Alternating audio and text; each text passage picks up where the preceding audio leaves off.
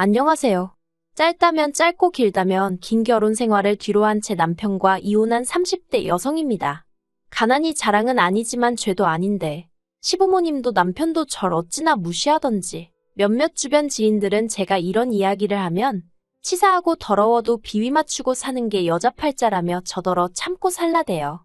하지만 바보 같은 실수는 한 번이면 족하잖아요.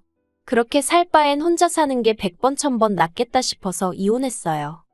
돌이켜 생각해보면 남편과 결혼하던 당시 저는 참 나약했던 것 같아요.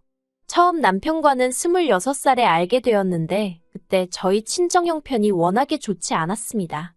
그렇다 보니 결혼은 물론이고 연애조차 감히 할 엄두가 나질 않더라고요. 하지만 그런 제 사정을 몰랐던 남편은 하루가 멀다 하고 저돌적으로 저에게 대시를 해오대요. 결국 별의별 이유를 들며 남편을 밀어내다가 사실대로 털어놓았습니다. 편찮으신 친정아버지와 병간호에 매달리시는 친정어머니가 계시고 사정이 그렇다 보니 모아둔 돈도 별로 없다.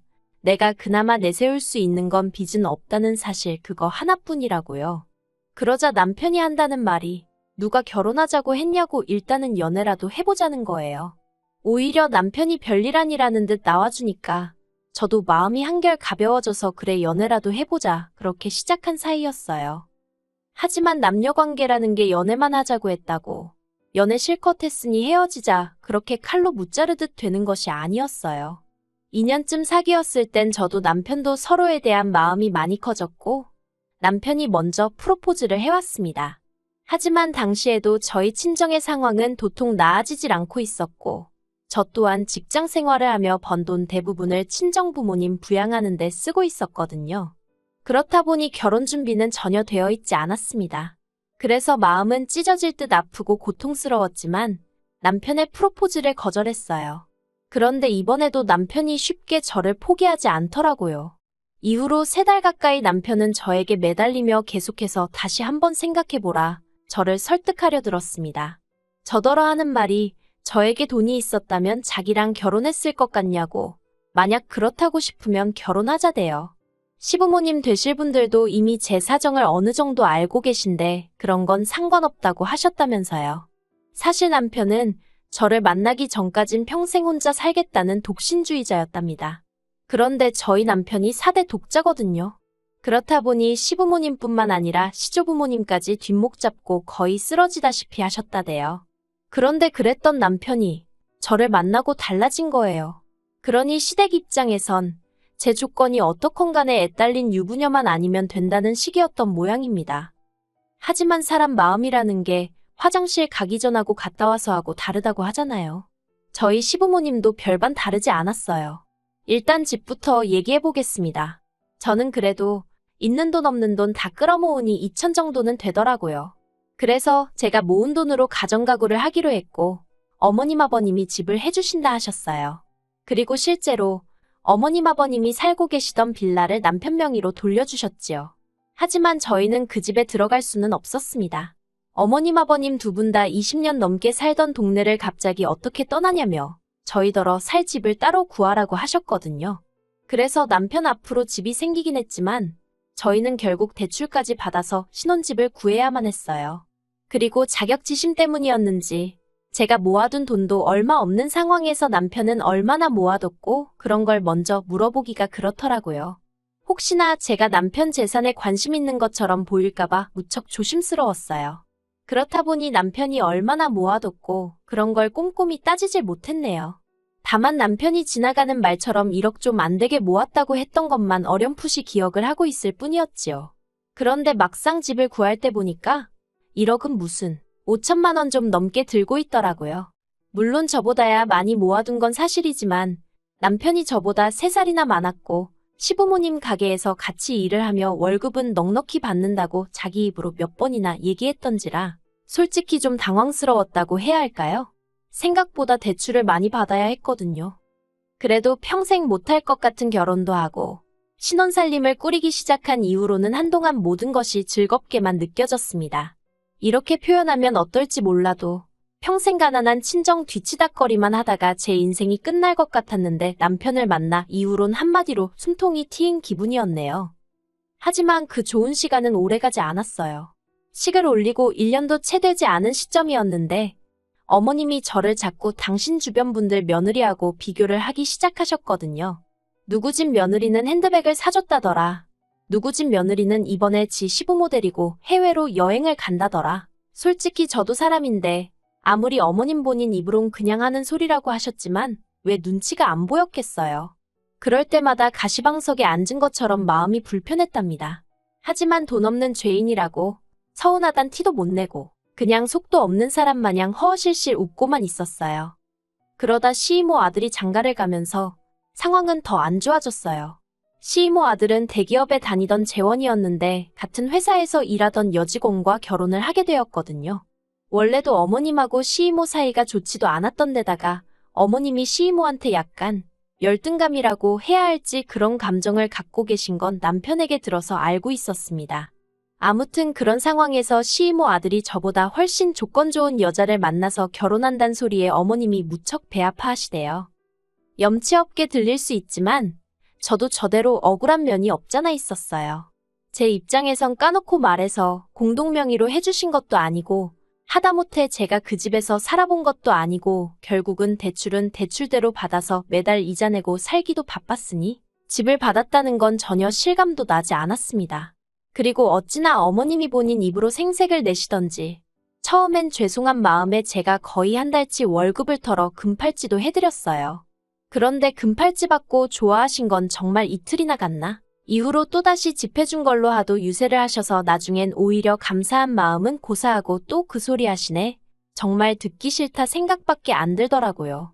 하지만 시이모는 당신 자식 부부한테 서울 외곽이긴 해도 번듯한 아파트 한 채 떡하니 해주셨고 아들 내외도 거기서 바로 살림 시작했어요. 대출은커녕 차도 한 대 해주셨답니다. 그러니 여자 쪽에서도 예단이며 꼼꼼하게 잘해갔겠지요. 그런데 어머님은 그런 전후 사정은 다 빼놓고 당신 아들이 뭐가 못나서 그런 여자를 못 만나고 저를 만난 건지 모르겠다며 속상하다 소리를 당신 주변 분들한테 어지간히 하고 다니셨더라고요. 하다못해 동네 미용실 주인도 이런 전후 사정을 다 알고 있었으니까요. 그래서 남편을 붙잡고 하소연을 했어요. 없는 집 딸인 거 알면서도 괜찮다고 하셔놓고 이제 와서 왜 이렇게 사람을 힘들게 하시는지 모르겠다. 그런데 남편이 보인 반응은 더 충격적이었습니다. 자기도 주변에 장가 잘 간 남자들 보면 부럽대요. 누군 처가에서 가게도 차려주고 골프장 회원권도 끊어주더라면서. 그런 말까지 들으니 정말 남편 하나 믿고 시집온 제 자신이 바보멍청이 같고 이제 이 집에서 믿을 사람 하나 없다는 생각에 그러면 내가 뭐하러 버티고 있나 싶대요. 어머님이고 남편이고 다 똑같은 사람들이란 생각에 한마디 말도 더 섞고 싶지 않았고요. 그리고 솔직히 당장이라도 이혼하자 소리를 하고 싶은 심정이 굴뚝 같았습니다만 그러면 제 꼴만 우스워질 것 같은 거예요. 그래서 유치하지만 어떻게든 보란듯이 성공해서 후회하게 만들어주고 그 다음에 남편이고 시부모님이고 보기 좋게 차버려야겠다는 생각을 했어요. 저는 고민 끝에 친정어머니께 손을 벌렸습니다. 참고로 친정부모님께 재산이라곤 두 분이 살고 계신 집 한 채가 전부였고 어느 누구보다 그 사실을 잘 알고 있었기 때문에 정말 죄송한 마음이었어요. 그래도 친정어머닌 줄곧 제가 시어머니한테 인정받지 못하는 이유가 다 당신 때문이라 생각하셨기에 제 부탁을 두말 않고 들어주시대요. 집을 담보로 대출 5천만 원을 받아주셨거든요. 그리고 저는 그 돈으로 작은 사업을 시작했습니다. 원래 다니던 직장은 출판사였고 거기서 편집일을 담당했었는데 일을 하면서 언젠가 기회가 되면 도전해볼 요량으로 제 나름대로 사업 아이템을 구상해 놓은 게 있었거든요. 그리고 그때부터 하루에 4시간도 못 자가면서 일을 해나갔어요. 남편은 제가 사업을 한다는 걸 우습게 생각했기에 직장을 관두는 걸 반대하더라고요. 아예 자기 등골에 빨대를 꼽기로 작정을 한 거냐는 막말도 서슴지 않으면서 말이에요. 그래서 결국 직장은 직장대로 계속 다니고 대신 출근 전 출근 후에 사업에 시간을 써야만 했습니다. 뿐만 아니라 집안일도 조금이라도 밀렸다 싶으면 허파에 바람 들었다며 어머님까지 단박에 쫓아오셨기에 정말이지 어느 것 하나 배려받지 못했고 도움도 받지 못하며 그저 악으로 깡으로 버텨야 했어요. 그리고 그렇게 해가 바뀌고 1년 넘는 시간이 흘렀을 무렵이었습니다. 옛말에 하늘은 스스로 돕는 자를 돕는다더니 그 말이 맞더라고요. 이제 더는 못 버티겠다고 생각하던 시기에 생각지도 못한 기회가 찾아왔어요. 당시 저는 앞으로 딱 20곳의 회사만 더 만나보겠다. 그리고 그 중에 아무도 내 회사에 투자해주지 않겠다고 하면 더는 미련 갖지 않고 사업을 접겠다고 작정을 한 상황이었습니다. 그런데 7번째로 만난 회사에서 투자를 하겠다고 연락을 해왔대요. 당시 20곳의 회사들 중 절반하고만 미팅을 가진 상황이었는데 말이지요. 이후로 제 회사는 무려 3곳의 대기업으로부터 투자를 받게 되었습니다. 꿈인지 현실인지 얼떨떨한 상황에서 하루가 다르게 회사가 성장해 나가기 시작했어요. 그리고는 심지어 언론의 주목을 받고 대한민국을 대표하는 상도 받게 되었네요. 제가 무슨 사업을 하는지 정확히 말씀드리긴 어려워요. 워낙 국내에서 드문 사업 모델이다 보니 아직 여러 가지로 조심스러워서요. 그리고 마침내 남편과 이혼을 결심했던 날이었습니다. 어머님, 아버님 그리고 남편까지 집으로 모이라 했어요. 할 이야기가 있다고요. 그때도 저희 시부모님이나 남편, 다들 제가 무슨 사업을 하는지 관심도 없었고 제대로 알지도 못하는 상황이었지요. 그런 사람들을 모아놓고는 제 회사가 나온 잡지와 신문들을 들이밀었습니다. 처음엔 황당해하던 시부모님도 남편도 이내 꼼꼼히 내용을 읽어보기 시작하더니 금세 태도를 달리하더라고요. 특히 어머님이 보이신 반응은 가관이었습니다. 당장 좀 전까지도 차려놓은 것도 없으면서 시부모를 오라가라 하느냐고 있는 대로 짜증을 내셔놓고는 대뜸 저더러 그동안 고생 많이 했겠다며 수고했다 하시는 게 아니겠어요?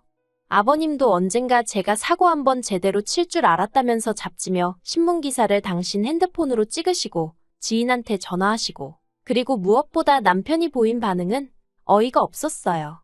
그러면 이제 자기는 뭘 하면 되냐는 거예요.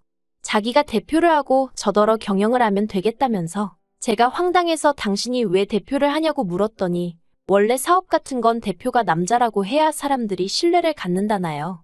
어이가 없어서 그럴 일은 없을 거라고 딱 잘라 말했습니다.